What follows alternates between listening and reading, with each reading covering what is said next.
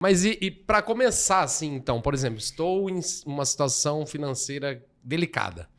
Como eu começar? Qual é o primeiro passo? Uhum.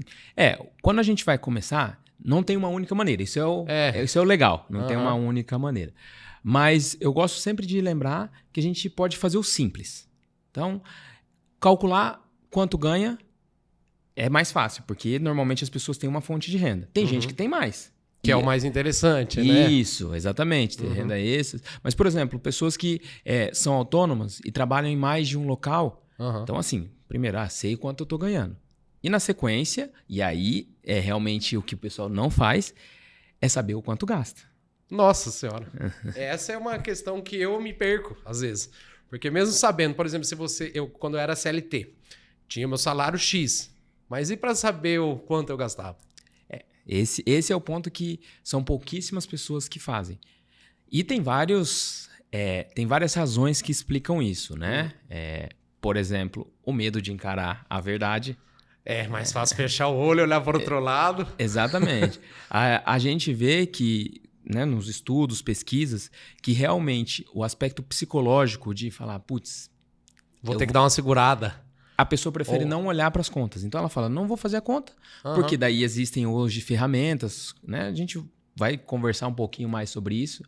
Mas o cartão de crédito consegue tapar nossos olhos, assim. Fala, não, a conta fechou, parcela isso aqui, mais para frente até porque é uma questão de você ter que encarar o problema, você vai ter que abrir mão de muita coisa, né? Exatamente. Então, encarar a realidade é o primeiro fato.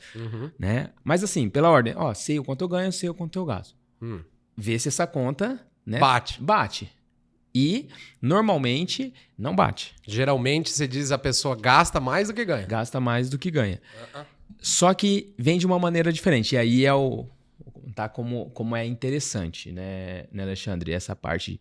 Às vezes, o gasto naquele mês, né, não supera as receitas. Então, aparentemente, a pessoa tá no verde. Tá tudo positivo.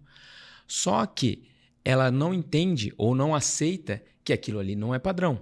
Que vão ter coisas fora ali que vão acontecer e... Exatamente. Então, por exemplo, a pessoa, né, fez ali o controle de gastos, ela ganha... Vamos usar números que às vezes facilita também, né? Ganha 2.000, gasta 1.900. Tá economizando 100. Ela não tá positivo, tá economizando 100. O que acontece é que ela olha assim, esquece de plano de saúde, esquece que acidentes podem acontecer, esquece que esse mês não pagou algumas contas porque já foram pagas, mas outras vão aparecer. Então, ela acredita que aqueles 1.900 é o padrão e vai ser sempre assim. Entendi. E esse é o perigo, né? Esse é o perigo. Porque daí, vamos falar um português bem claro. Fiquei gripado, tive uma doença, vou ter que ir na farmácia... Já é um custo variável. Já é um custo variável, passa do 100, felizmente ou infelizmente, né? Mais tranquilo, passa dos R$100 e daí essa pessoa já está no vermelho sem perceber. E aí já está começando a ter dívida. Já está começando a ter dívida, exatamente. E só que daí ela consegue parcelar essa dívida, né? Por exemplo, deu-se do cartão, ela joga no cartão de crédito, né? Ou pega um empréstimo ou retira de alguma coisa. E aí na cabeça dela fala, não, as contas estão pagas, tá tudo bem. O duro é contrair dívida é complicado, porque tem a dívida necessária. Eu digo, por exemplo, assim, um pai de família perdeu o emprego e tal, as crianças estão com fome, tem que comer, você não vai morrer também, né? Ficar sem comida. Aí ele contrai uma dívida no cartão de crédito para ir no mercado e tal. Agora tem muita gente que contrai dívida, e não vou mentir, eu sou um deles, que, por exemplo, eu quero comprar uma TV nova, vou lá e parcelo. Em vez de juntar o dinheiro, que eu acho que seria o correto, né? Sim. Juntar o dinheiro e comprar à vista, até porque você tem mais poder de barganha, você vai pedir desconto. Sim, você vai pedir desconto. Só que daí eu vou lá, parcelo no cartão de crédito, pago mais caro e ainda tenho essa dívida. Sim, e ainda mantém ela ali, né? Ela vive. Por isso que é o importante você, né, conseguir ver bem essa ideia da receita, dos seus gastos. E aí, né, uma próxima etapa, justamente nessa linha que você está falando, é conseguir enxergar isso de uma maneira ampla. Né? Não enxergar um mês específico, não falar assim, só esse mês foi isso, então esse é o padrão. Exatamente, porque, por exemplo, você coloca no cartão de crédito, eu parcelei um negócio aqui R$50, o outro 60, o outro 80. Sim. Aí já não é mais isso, é a somatória de todos, né? Exatamente. Que vai vir todo mês. Exatamente.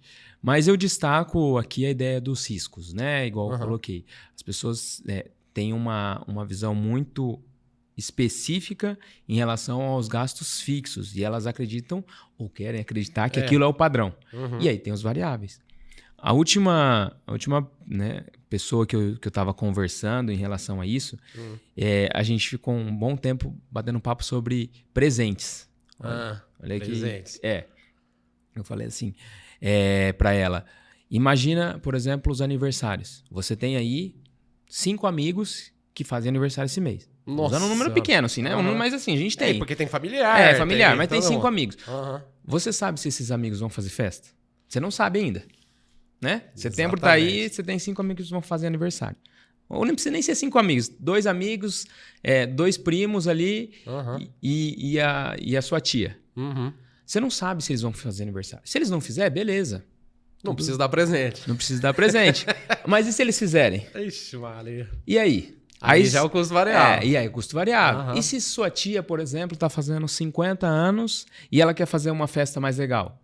Talvez você entenda também que o presente tem que ser um pouquinho mais legal. Claro. Sua tia te ajudou, né? Tem um carinho especial. E aí? Você não sabe se esses 5 aniversários podem tranquilamente custar 0 para você ou custar R$500, né? Para você. Então, essas coisas que para alguns passa a ser surpresa, para quem tem um planejamento financeiro, já não é mais. Já não é mais. Entendi. Porque consegue olhar e falar assim, lá no começo do ano, projetar e falar assim, pelo que a gente tem, a gente vê uma média aí de umas 3 festas por mês. Cada festa pra gente custa R$50, ou seja, eu já separo R$150 nas minhas contas para presentes, mesmo que eu não saiba. Mesmo que você não vá usar. Exatamente, mesmo que você não saiba para quem vai esse presente, né? Mas que vai ter. O planejamento, né? O planejamento. É tudo. Exatamente. Esse ano, vou falar de um exemplo meu, né? Eu tenho, em novembro, 2 amigos que se casam. Ixi, aí o presente é...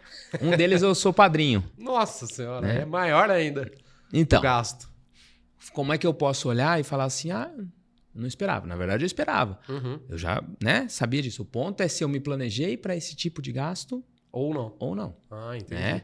Então, acho que a ideia é começar no simples, mas buscando sempre aprimorar. O legal é que é um caminho, gosto de dizer assim, que é um caminho sem volta. Uma vez que a pessoa vê os benefícios de se planejar, de se organizar, ela não deixa de fazer isso. E aí passa a ser muito tranquilo, muito automático de fazer isso mentalmente. Então, às vezes, a gente começa na anotação diária, numa planilha, né, ou usando alguma ferramenta assim, mas depois isso passa a ser muito fácil. Vira até automático, né? Vira automático. Então, a gente já sabe quanto vai precisar, mais ou menos, né? Esse é um corte da entrevista com o Lucas. O episódio completo vai estar aqui. Eu vou deixar também um outro corte que tenho certeza que vocês vão gostar. Aproveita para se inscrever no canal e dar aquela fortalecida pro Fonzicast.